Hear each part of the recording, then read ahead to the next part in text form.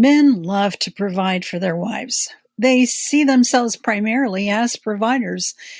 In fact, there was a time when the primary determinant of a man's self-worth was how well he was able to provide for his family. Maybe, psychologically, this is still that time.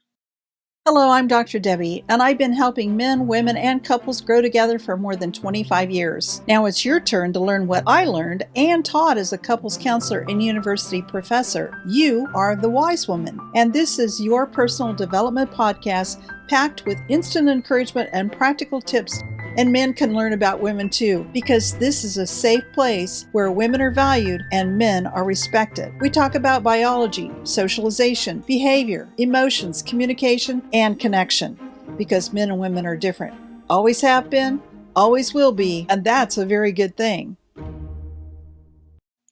You may have noticed that one of the first things a man tells someone is what he does for a living.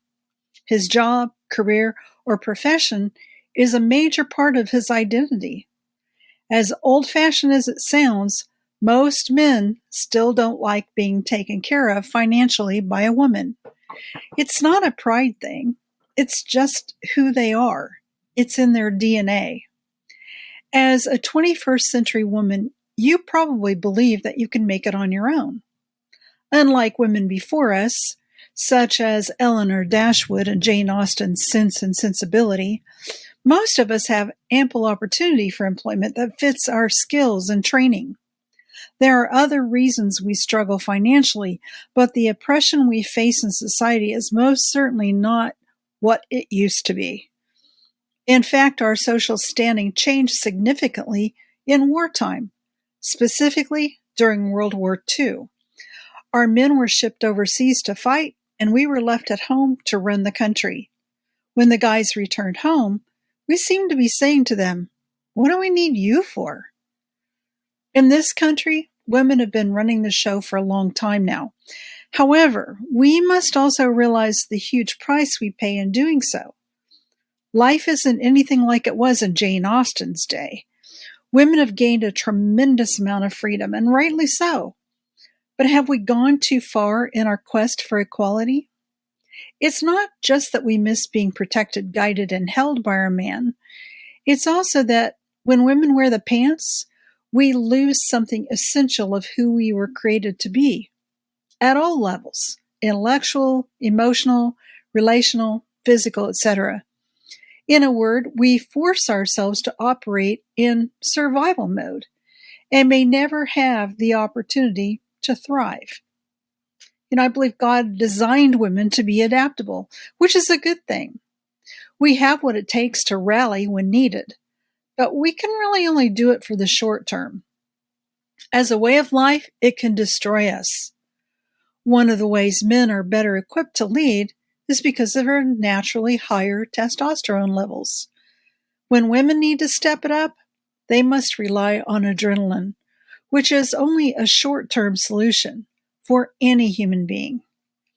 If we rely on it long-term, we destroy our bodies. But that's not to say men don't run on adrenaline far too often as well. However, it's not their first resource in the drive to survive. If not psychosocially and emotionally emasculated, which may decrease testosterone levels, men have what it takes to go farther and faster than a woman does before their bodies begin to overuse their sympathetic nervous system for day-to-day survival. In addition, there's actually a body of research that provides evidence that in order for women to survive in business, they must have the ability to take on masculine qualities, especially when it comes to communication. In other words, they have to learn to walk and to talk and to act like a man, or they will fail in a man's world. And that isn't to say that women can't be good providers. Many of us have had to be the sole providers for our families. But women need to stay connected with and value their feminine qualities and not try to become men. The converse is also true. Men need to be tender and sensitive and caring, but with a unique style that men have. We should not try to make our men into women. Men are also wonderful problem solvers. Whenever you have a problem, he loves to be able to solve it for you. It brings him great satisfaction. It enhances his masculine sense of self. He loves it, if you take his advice, that is. But that isn't always what we're wanting, is it? Sometimes we just want him to listen and provide empathy. We can probably solve the problem by ourselves. If he jumps in and starts to tell us what we should do, we get angry, usually because he hasn't heard the whole story. And let's face it, we easily turn a simple story into a long and drawn-out affair. It's just what we do. My friend rambled on telling a story to her husband, and it wasn't long before he tuned out. She obviously and obliviously doesn't know this simple fact that men listen in sentences, looking for a problem to solve or a purpose for relating the information, whereas women talk in paragraphs, sometimes volumes. My friend's poor husband was frustrated, and so was she. As women, this kind of conversation is natural to us. That's how we connect with one another. Remember, when we were kids, we knew someone was our best friend because we shared our secrets with one another. We do it with all our women friends, and they don't get annoyed. They counter with more stories, and we enjoy getting to know one another in that way. But your husband is not a woman, and he's never going to be a woman. We're thankful for that, yes? Most men don't derive pleasure from feminine banter. It can wear them out quicker than we realize. Men use fewer words, but more about that later. The bottom line, there is a simpler way. Before you start talking, give him the bottom line. Is there a problem you need his help with? Or is the current problem that you just need someone to tell a story to? If you let him know that you just want to share something with him, pleasant or unpleasant, just because he's your best friend, that you just want him to listen and be interested in you.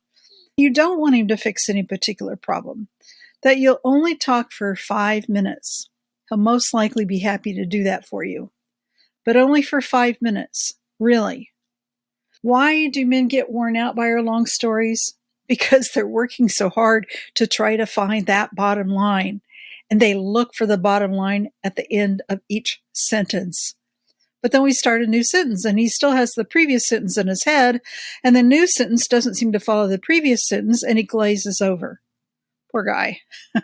Just remember that his problem solving is another way he shows you that he cares for you. He doesn't want to see you get anxious or hurting or distressed or angry, especially angry at him. My last point here is one that so many women don't completely grasp.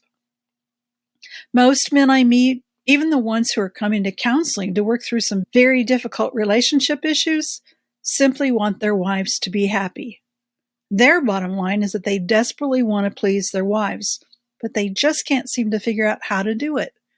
Sadly, most men would be willing to settle for an end to the arguing because men hate conflict. Many shut down in an attempt to slow it down or to avoid it altogether. We call that stonewalling, and it invariably has exactly the opposite effect than the one he's hoping to achieve. So men often give in to their wives just to bring an end to the argument. When he gives in to you, he gives up the power he needs in order to be your protector, your provider, and your problem solver, just for the sake of ending the argument. It's emasculating. Although he should never do just whatever you say just to make you happy, he shouldn't tune you out either. Men in successful marriages are open to their wives' feedback, but when either person becomes a doormat, it creates different problems. You're a couple. Dancing as one, remember? Both people matter. Please believe him when he says he really wants to see you actively, joyously happy, especially with him. When that happens, you both win, and you both get to participate in the dance of romance. You win because you're happy, and he wins because he got something right. You won't believe what this does for a guy, to be able to see his woman smile. So let him know when he gets it right, with a smile. Thank you for listening to this episode of A Wise Woman's Guide to Men and Marriage. What did you think? Did the information raise more questions? Do you want to learn more? Head over to A Wise Woman's Guide for show notes and links to the resources mentioned in this episode at awisewomensguide.com.